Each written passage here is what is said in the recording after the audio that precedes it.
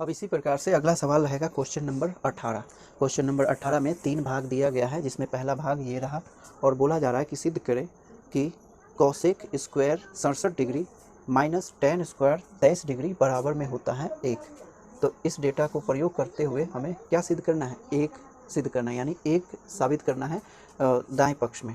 तो बाएं पक्ष से आगे बढ़ते हुए सिद्ध करेंगे, लिखेंगे लेफ्ट हैंड साइड से।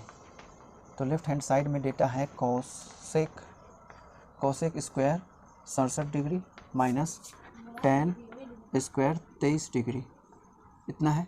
तो यहाँ पर हमें क्या करना होगा कि इन दोनों में से किसी एक टर्म को कन्वर्ट कर देंगे इस एंगल के पूरक कोण के रिस्पेक्ट में। यहाँ पर या तो कोसेक स्क्वायर वाले को चेंज करेंगे या फिर टेन स्क्वायर वाले को चेंज करेंगे।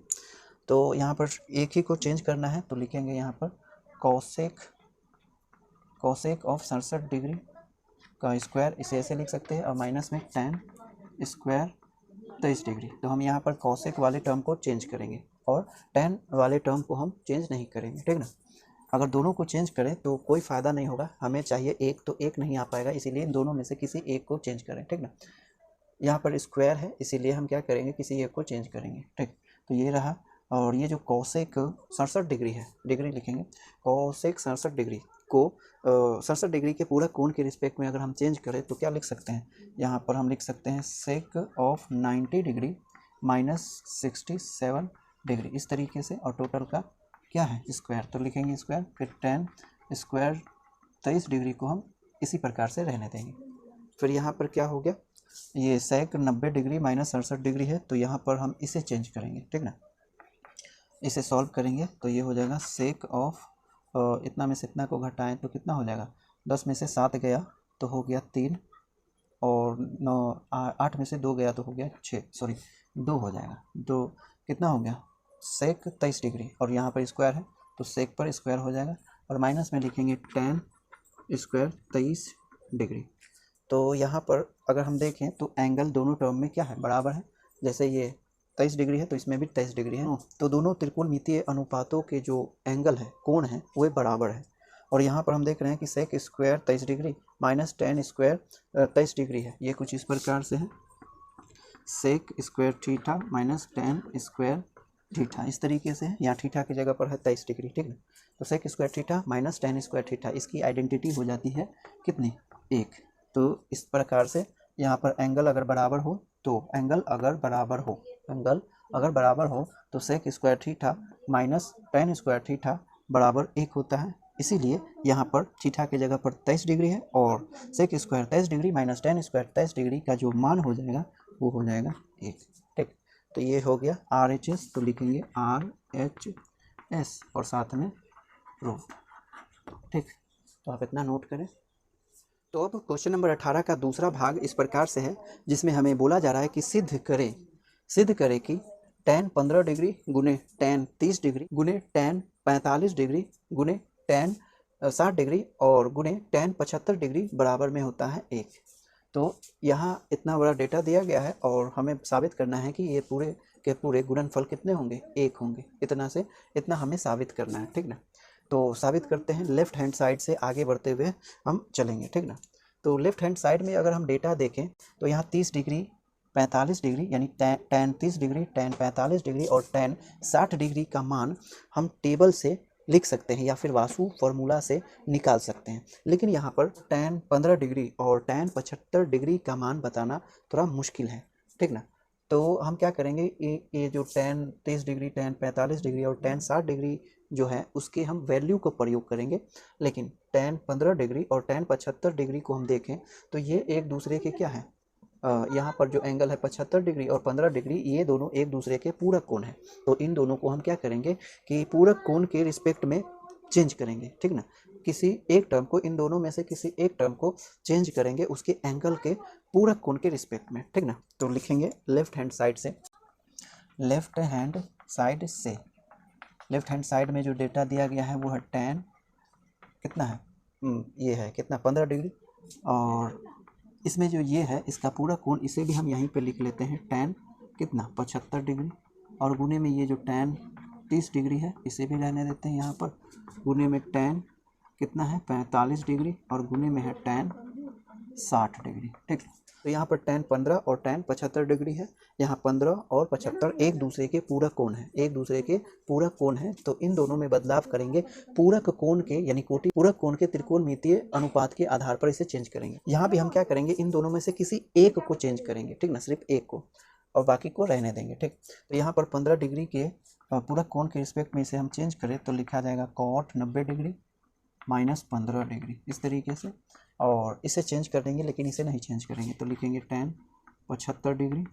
और यहाँ पर जो tan 30 डिग्री है उसका वैल्यू हो जाता है कितना, 1/√3। अगर आप टेबल जानते हैं तो डायरेक्ट लिख सकते हैं, नहीं तो वासु फार्मूला है, वासु फार्मूला की सहायता से आप 0 से लेकर के 90 degree, 0 degree, 30 degree, 45 degree, 60 degree और 90 डिग्री के कोण पर आप सभी त्रिकोणमितीय अनुपातों का मान ज्ञात कर सकते हैं। ठीक ना, तो वासुस फार्मूला क्या है अगर नहीं जानते तो इसका डिस्क्रिप्शन में लिंक मिल जाएगा, आप वहाँ जाकर देख सकते हैं। ठीक ना, तो यहाँ पर ये है tan 30 डिग्री का मान 1/√3 और tan 45 का मान हो जाता है 1। वासुस फार्मूला से आप निकाल सकते हैं, या फिर आप टेबल अगर आपको याद है तो डायरेक्ट अप्लाई कर सकते हैं। और 60 डिग्री, tan 60 डिग्री का जो मान होता है वो होता है कितना, √3, तो लिख देंगे √3। ठीक, अब यहाँ पर ये ब्रैकेट को सॉल्व करें तो ये हो जाएगा cot कितना, 90 में से 15 गया तो 75 डिग्री, और गुने में है tan कितना, tan 75 डिग्री। तो ये और ये इसमें कट रहा है, तो 1 गुने 1 गुने 1 हो गया। ठीक, फिर बराबर यहाँ पर cot 75 डिग्री और यहाँ tan 75 डिग्री है। और हम जानते हैं क्या चीज़, चूँकि क्या चीज़, tan कितना है, tan थीटा बराबर में 1/cot थीटा होता है, या फिर tan थीटा और गुने cot थीटा बराबर में कितना हो जाता है, 1। tan थीटा गुने cot थीटा बराबर में 1 होता है, ठीक ना। तो यहाँ पर cot 75 है और tan 75 है, तो इस टोटल का मान कितना हो जाएगा, 1 हो जाएगा। तो यहाँ 1 गुने 1 गुने 1 गुने 1 है ना, तो बराबर में 1 हो गया। तो RHS लिखेंगे बराबर में RHS और साथ में प्रूफ। इस तरीके से क्वेश्चन नंबर 18 के दूसरे भाग को हम साबित कर सकते हैं, ठीक ना। अब अगला है क्वेश्चन नंबर 18 का तीसरा भाग, जिसमें हमें साबित करना है कि tan 9 डिग्री गुने tan 27 डिग्री गुने tan 45 डिग्री गुने tan 63 डिग्री गुने tan 81 डिग्री का मान बराबर में 1 होता है। तो इतना से हमें इतना साबित करना है, ठीक ना। तो यहाँ पर हम देख सकते हैं कि tan अनुपात में ये व्यंजक दिया गया है, इसमें सिर्फ इस tan 45 डिग्री का मान टेबल से हम बता सकते हैं, बाकी जो एंगल है उसके रिस्पेक्ट में इसका मान बताना थोड़ा मुश्किल है ना। तो हम क्या करेंगे कि इसे पूरक कोण के आधार पर चेंज करेंगे। यहाँ हम देख सकते हैं कि tan 9 डिग्री है और यहाँ पे tan 81 डिग्री है, तो ये 9 और ये 81 एक दूसरे के पूरक कोण है। फिर इसी प्रकार से tan 27 डिग्री और tan 63 डिग्री में देखें तो 27 और 63 एक दूसरे के पूरक कोण है। तो बाकी जो टर्म है ये 2 और ये 2, इन्हें हम पूरक कोण के आधार पर चेंज करेंगे, लेकिन इसका मान टेबल से हम बता सकते हैं, ठीक ना। तो हम क्या करेंगे कि पूरक कोण के आधार पर चेंज करेंगे, ठीक। तो यहाँ पर हम लेफ्ट हैंड साइड से आगे बढ़ेंगे, लिखेंगे लेफ्ट हैंड साइड से, लेफ्ट हैंड साइड में डेटा है tan 9 डिग्री है ना, गुने में है tan 27 डिग्री गुने में है tan 45 डिग्री। तो 45 डिग्री का मान 1 हो जाता है ना, tan 45 डिग्री का मान 1 होता है। आप टेबल देख सकते हैं, या फिर वासुस फार्मूला होता है tan के लिए, क्या होता है, tan के लिए tan ऑफ थीटा के लिए वासुस फार्मूला होता है कितना, n/4 माइनस n का रूट, ये वासुस फार्मूला होता है tan के लिए। तो आप इतना यूज़ कर सकते हैं।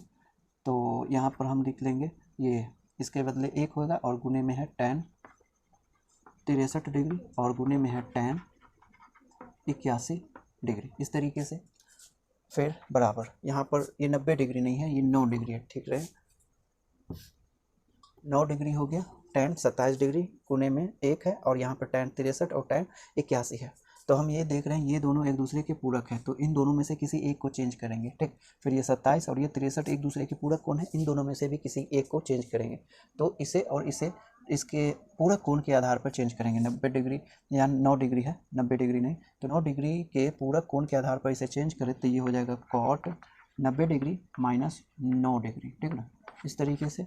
और गुने में इसे भी हम चेंज करेंगे 27 के पूरक कोण के आधार पर, तो ये रहेगा 90 डिग्री माइनस कितना, 27 डिग्री, इस तरीके से।